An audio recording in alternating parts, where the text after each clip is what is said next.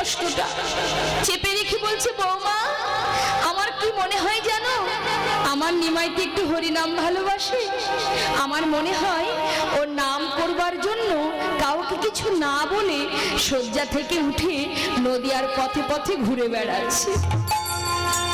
তুমি চিন্তা করো না মা, একটা কাজ করো, আমাকে একটা লণ্ঠন দাও, এখনো তো চারিদিকে অন্ধকার, আমি দেখছি নিমাই কোথায় আছে।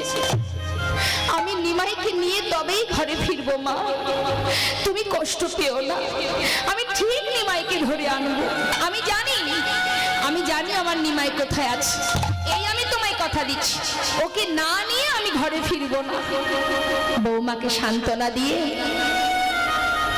হাতে একটা লণ্ঠন নিয়ে সন্তান হারা মা, সন্তান যার চলে গেছে